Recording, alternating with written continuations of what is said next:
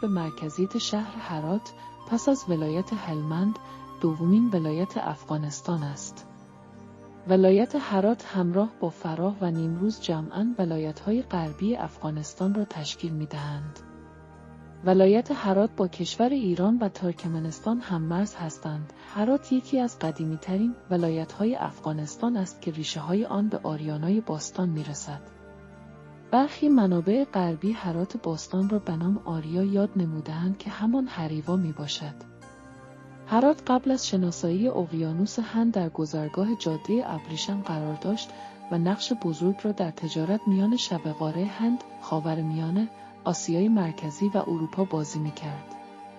هرات از لحاظ موقعیت جغرافیایی در طول تاریخ بستر مناسب تلاقی مدنیت‌های شرق و غرب نیز به شمار میرفت.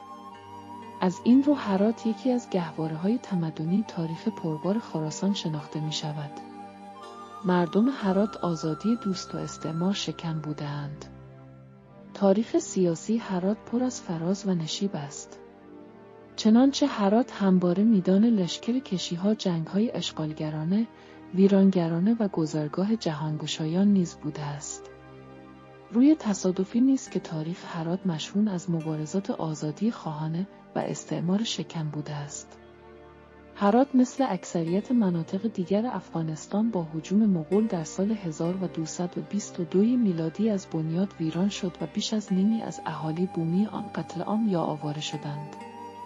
هرات در میان سالهای 643 تا 784 هجری قمری پایتخت سلسله آلکارت بود. تیمور لنگ در سال 784 هجری قمری هرات را گشود و آل کرت را نابود ساخت. در جریان این حمله هرات بار دیگر ویران و هزاران نفر کشته شدند.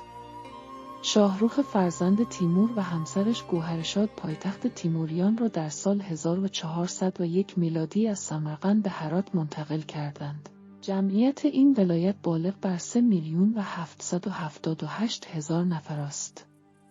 مساحت این ولایت تاریخی 54,778 کیلومتر مربع می باشد.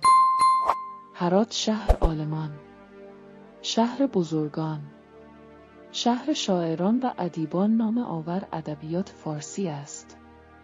شهر خواجه عبدالله انصاری، شهر جامی و هزاران هزار از بزرگان نام آور دیگر عالم علم می باشد. موفق و سلامت باشید. برای شما دوستان خوبم که همیشه مرا همراه هستید، سال نو میلادی را تبریک گفته.